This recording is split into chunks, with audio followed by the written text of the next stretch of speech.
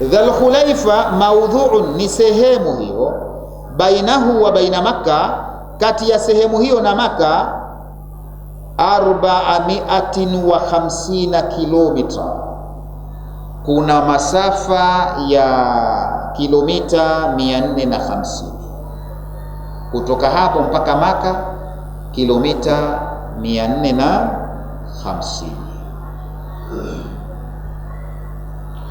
Tena yakau fi shimaliha, kituo hichi au mji huu wa Dhul Khulaifa yakau, unapatikana fi shimaliha, kaskazini ya Makka, iko kwa kaskazini ya Makka, sawa Lakini kutoka hapo na kuja Makka ni kilomita 450. Wa wakata li ahli Sham al-Juhfa, na aliwaekea kituo watu wa Sham, waliekewa Juhfa.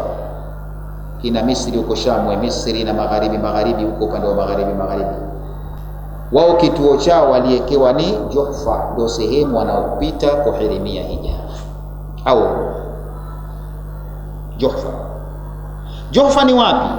Anasema maudhu'un fi shamali, ni sehemu ya kaskazini, al-gharabi, kaskazini ya magharibi, lakini sio kaskazini kama vile, kaskazini ya magharibi, min Makka, kaskazini ya magharibi ya Makka.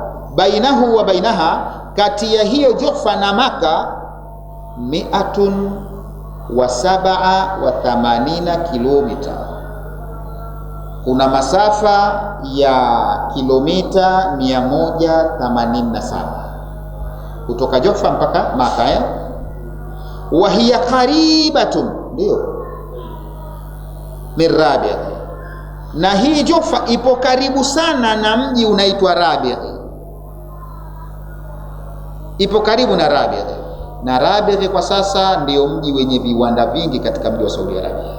Maendeleo mengi sana yako pale katika Rabi'. Kwa hiyo huu Juhfa upo karibu na mji wa Rabi' unaitwa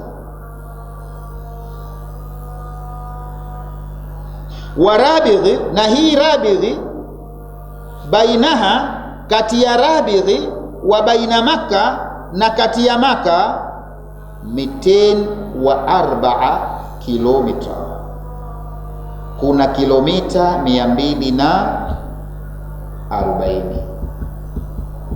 204, sio 240, 204, wakati Juhfa ni kilomita 100 na ngapi? 87. Sasa hii ina maana iko nyuma kidogo takuwa, lakini ipo karibu na Juhfa, kuna kilomita 204. Wakad sarat Rabi'u, na imekuwa Rabi'i mikatu ahli Misri wa Sham. Sasa imekuwa Rabi'i ndiyo kituo cha kuhirimia hija kwa watu wa Misri na watu wa Sham. Wale waliokuwa wamepangiwa kituo cha Juhfa sasa wamehamishiwa, hawahirimii tena katika Juhfa. Sasa mikati yao ipo katika mji wa Rabi'. Waelewana? Na aliyekuja kuhamisha hichi kituo ni katika utawala, ukhalifa wa Bani Abbasiya, Daulatul Abbasiya, daula ya Abbasiya. Alipokuwa kiongozi khalifa ni Mansur, Abu Jaafar Mansur, aliwahamishia sheria ya kuhirimia pale Juhfa, kwamba sasa wale wote waliopangiwa na Mtume Juhfa, sasa ihram yao watahirimia Rabi'. Tupo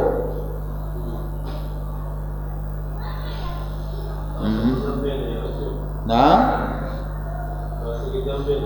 nyuma kutoka Juhfa mpaka Maka ni kilomita 187, lakini kutoka Rabi' mpaka Maka kilomita 204, manake iko nyuma kidogo, ila ipo karibu na Juhfa, haiko mbali sana na Juhfa. Sawa? Ndio nasema wa hiya anasema wakad sarat Rabi', imekuwa Rabighi ndiyo mikati ahalal Misri, mikati ya watu wa Misri, wa Shami na watu wa Shami, wa man yamurru alaiha, na wale wapitao maeneo hayo wote wanahirimia katika Rabighi. Lakini ilibadilishwa baada dhihabi maalimi Juhfa, baada ya kuondoka ile mipaka ya Juhfa ilipoondoka haipo tena, ndiyo bwana Abu Jaafar akabadilisha, na kwa makubaliano ya maulama wa muda ule wote walikubaliana kwamba sasa inafaa kuhama na kuwahamishia.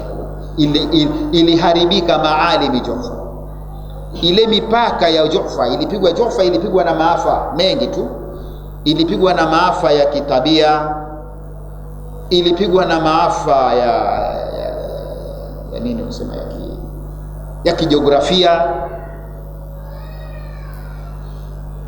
maafa ambayo yalitokea, kulitokea maradhi, yani ule mji ulikuwa haushi maradhi ya kuambukiza, vipindupindu na maradhi mengine. Ule mji watu wakawa na kufa wenyewe, wakawa uogopa, walihama ule mji. Hayo ni maafa ya kitabia, ya kimaumbile. Kwa hiyo kwa kuwa ukawa una maradhi, maana yake sasa Mtume kasemaje? Mtume anasema pokitokea pahala pana maradhi, kwa mfano mfanyeje? Msiingie, si ndio? Kwa hiyo Abu Jaafar Mansuri akawaambia watu, ilipaswa tukahirimie pale, watu wahirimie pale, wasende kujiua bure. Mji gani uko karibu na pale? Rabighi. Kwa hiyo watu waende Rabighi sasa. Lakini pia Juhfa ilikumbwa na maafa vile vile ya kijiografia, mafuriko, maporomoko. Ule mji ulikumbwa sana na mafuriko. Kwa hiyo ile mipaka yake na nini yake yote, kwa ufupi, watu wakabidi wahame. Kilikuwa hakukai tena watu wamehama, hapa kaliki sehemu zile. Kwa hiyo ina maana ikawa ile miundombinu pale pa kuishi mwanadamu ni shida, mambo ya visima, maji, yote mafuriko imeharibu karibu kila kitu. Waishije watu hapo? Watakwenda hirimia vipi? Kwa hiyo Abu Jaafar Mansuri ambaye alikuwa ni khalifa wa Bani Abbasiya, Daulatul Abbasiya, alikaa na maulama wa muda ule, wakakubaliana kwamba watu wahamishiwe kituo cha wapelekwe pale. Hasa mtu akasema kwamba sikapinga Mtume huyu, tupo kafuata kauli ya Mtume sawa. Na maulama mpaka leo wanakubaliana na hilo, kwa sababu kwamba pale Allah akasema wala tulqu bi aidikum tahaluka. Ingawa kweli Mtume alipanga pale, lakini ndio kumetokezea mahala pamekufa. Na Mtume si kwamba anajua ghaibu jamani, anajua ghaibu. Kwa hiyo sasa wale waliokuwa kihirimia Juhfa sasa wanahirimia Rabighi. Na Rabighi nasema tena ni mji ambao wa maendeleo sana katika Arabia, ni mji wa viwanda sana.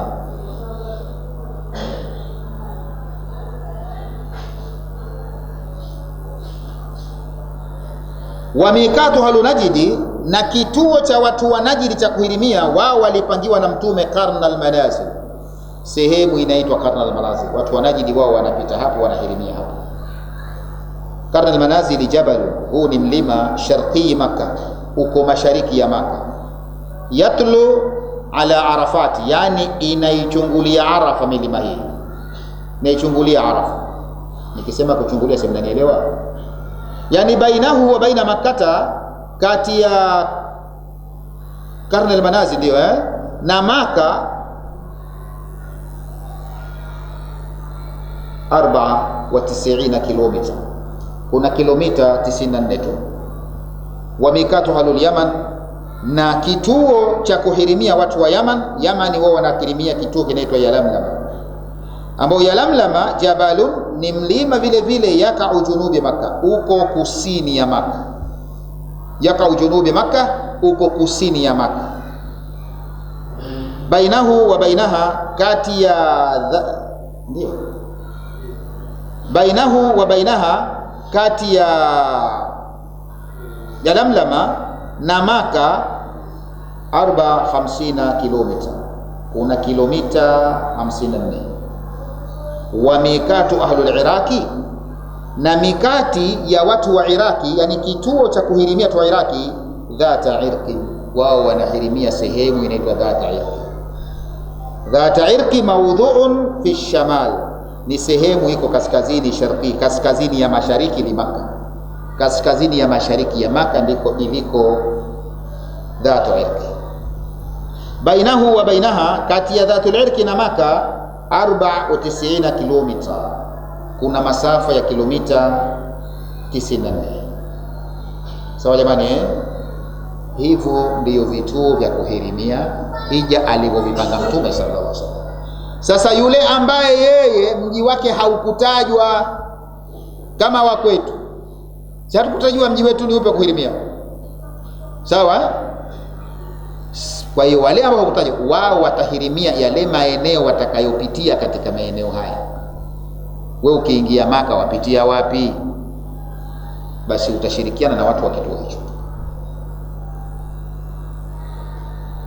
Wakad nadhamaha ba'dhum, na wamevipanga hivi vituo baadhi yao kwa ushairi. Fakala, wakasema, irqul Iraqi yalamlama al-Yaman wa bidhil khulaifati yahrumul madani washami juhfa in maratta biha wa li ahli najdin qarna fastabid.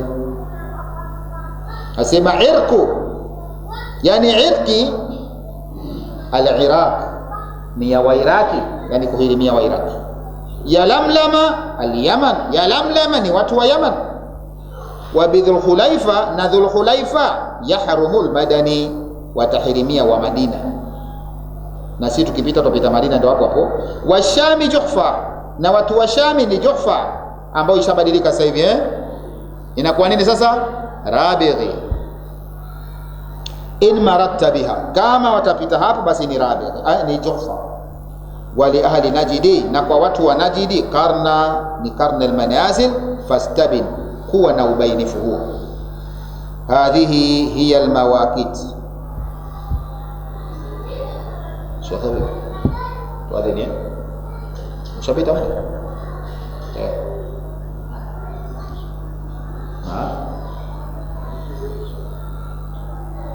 anasema hadhihi hiya almawaqit, hivi ndiyo vituo vya kuhirimia hija, allati, ambavyo ayyanaha Rasulullah, amevitangaza Mtume sallallahu alaihi wasallam.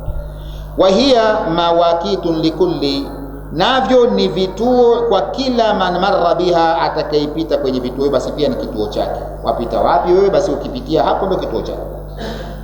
Sawaan kana, ni sawa akiwa min ahli tilka aljihati, akiwa ni mtu wa pande hizo. Kwa mfano mtu wa Madina anahirimia, tunasema Dhul Khulaifa, kwa hiyo yeye ni mtu wa Dhul Khulaifa, lakini je, hakuondokea Madina, tupo, aliondokea maeneo mengine, basi hatalazimika kwamba arudi Dhul Khulaifa. Uko atakakopitia basi ndio huko tilka jihad. Amkana min jihatin ukhra, au akiwa yeye ni mtu wa upande mwingine, basi vituo hivyo wapi kapita basi. Wakati jaa fi kalamihi sallallahu alaihi wasallam, na imekuja katika maneno yake Mtume rehma na amani yake, kauluhu, imekuja kauli yake, akasema hivi baada ya kushakuvitaja vituo, akasema hunna, vituo hivyo, la hunna, ni kwa ajili ya hao niliyowataja, waliman ata alaihinna, na kwa kila atakayepita kupitia kwa hao, min ghairihinna, katika wasiokuwa wao, liman arada alhaji, kwa yule anayekusudia alhajja, hija au umra, au amekusudia kufanya umra, basi vituo hivyo wategemea kapita wapi.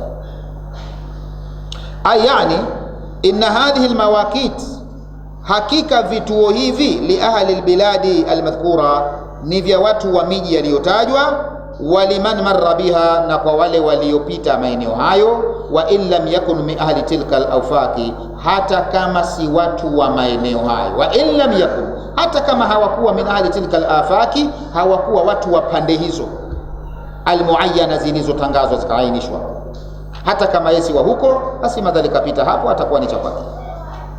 fa innahu yahrumu minha, atahirimia hapo hapo. Idha ata Makkata, anapokwenda Maka, qasidan nusaki, akiwa anakusudia kufanya ibada. Waman kana bimakka, haya aliyekuwa yuko Maka, je, wa arada alhajja, na akakusudia kuhiji, famiqatihi, basi mikati yake, kituo chake, manazili Makkata, ni kile kituo cha Maka. Na kwa Maka, kituo cha Maka ukahirimie nje ya haram, sio ndani ya haram Maka. Sawa jamani, ni kwenye mikati ya Maka. Wa in arada al-umra, na akikusudia kufanya umra mtu wa Maka, famiqatuhu al-hill, kituo chake ni kwenye hili, sio haram. Hili kinyume chake ni haram, taelewana. Kuna sehemu ni haram Maka, yani zile ambazo kuwa ni tukufu, ambazo kwa hutakiwi kufanya mambo fulani, taelewana. Hukati mti, sehemu za hifadhi zinaitwa kwa leo, hukati mti, huwindi hapo, ni pahala man dakhala ukana amina, ile inaitwa ni haram. Lakini ile sehemu ambayo unaweza kukata mti, unaweza kuwinda, inaitwa hili, ni halali, sehemu ya uhalali. Kwa hiyo yeye akitafanya umra akahirimie kwenye hili, fayakhruju ilayhi, atoke aelekee huko, wayahrumu minhu, akahirimie huko. Wa adna dhalika, na maeneo ya karibu zaidi ya kufanya hivyo, atoke aelekee karibu zaidi. Wapi? At-Tan'imi, aende Tan'imi.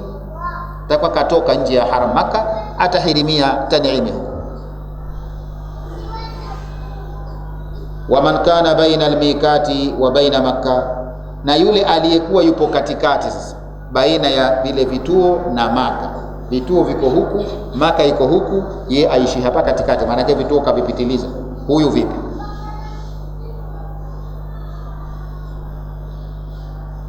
Wa baina Makka manzili, huyu kituo chake ni nyumbani kwake, atahirimia kwake. Sawa, pale anapoondoka ndogo.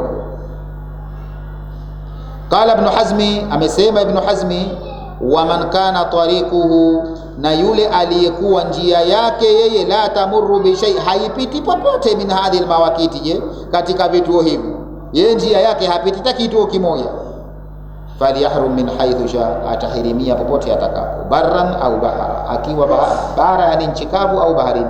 Pengine wapita kwa meli tu moja kwa moja huko huko bwana, kwenye meli yako, ndani ya meli, kwa baharini huko, ushakurubia, utahirimia.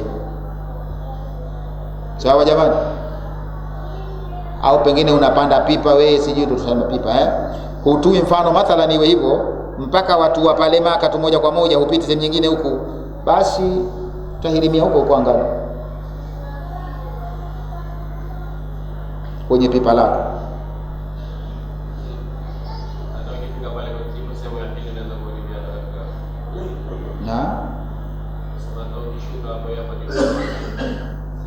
Utahirimia huko huko, lakini usije ukahirimia kushafika pale. Barran au bahara. Alihramu kabla almiqat, je, kuhirimia kabla ya kituo hujafika ukahirimia vipi? Kala Ibn al-Mundhiri, amesema Ibn al-Mundhiri, ajma ahlul ilmi, wamekubaliana wanavuoni wote, ala anna, ya kwamba man ahrama kabla almiqat, atakayehirimia hija kabla ya kituo kufika, annahu muhrim, sema pia atakuwa ni muhrim, kashahirimia, inakubalika. Wa hali yakrahu, lakini je, swali, je, ni makruhu? Kila naam, nasemekana kwamba atakuwa kahirimia, lakini makruhu. Kwa nini? Lianna qaula sahaba, kwa sababu kauli ya sahaba aliposema wakata Rasulullah, ameweka wakati, amepanga mikati, amepanga vituo Rasulullah li ahli al-Madina, kuwapangia watu wa Madina, Dhul Khulaifa, ni Dhul Khulaifa.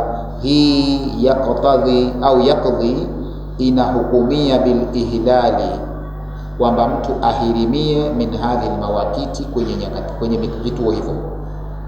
Wa yaqdhi, na pia maneno hayo yanahukumia binafi naqsi, kwamba inakanusha hakutakiwi kufanya kupunguza, ukahirimia nje nyuma ya hapo, wa ziada au kazidisha mbele.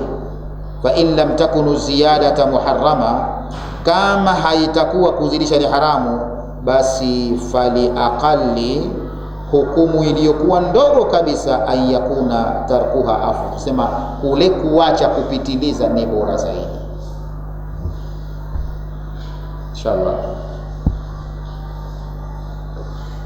tuwekeni hapo, tutakuja kuondokea al-ihram, si muda tayari. Kama kuna maswali tu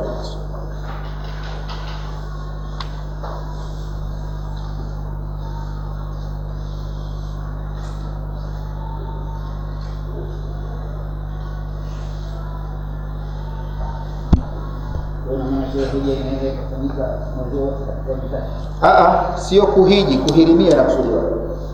Kuhiji huwezi ukahiji mfunguo mosi tukahiji. Ilipozungumzwa kwamba ashhuru maalumati, maana Rasul kuhirimia, unaweza ukahirimia mwezi wowote katika miezi hiyo, sawa? Sio kwenda kuhiji katika ile mwezi kwamba ukataka kuhiji mfunguo mosi. Kuhirimia na kusudiwa.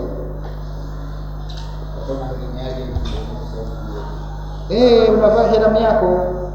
Kuhirimia si unatia nia, unavaa ihram yako. Basi unabakia na ihram zako.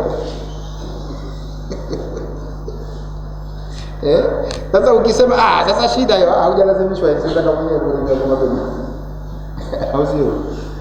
Kama shida subiri, utahirimia mwezi 8 ndio siku watu wanahirimia. Sasa ukihirimia huko nyuma utapata muda mkubwa kidogo wa kukaa. Lakini sasa nini faida yake? Sasa unaweza kusema nini faida yake? Faida yake ni kwamba inakupa uhuru wewe wa kufanya ibada nyingine iliyokuwa jinsia kama ile. Kuna ibada ya umra, si ndio? Umra unaweza ukafanya siku yoyote hata nje ya hiyo mwezi.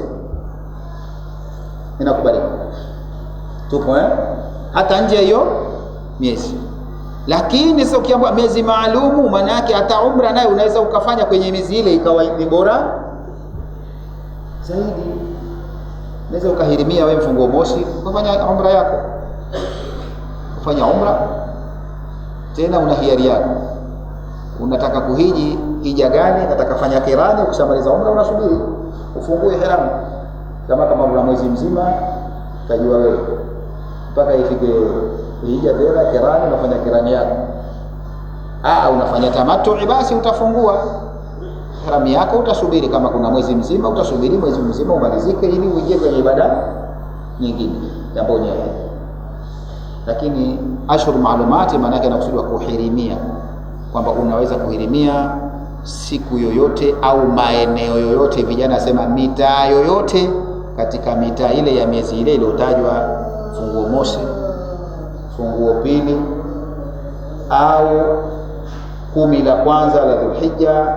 Kauli nyingine wanasema mwezi wote mzima wa Dhulhijja umo ndani ya ashhurul maalumat. Wallahu a'lam.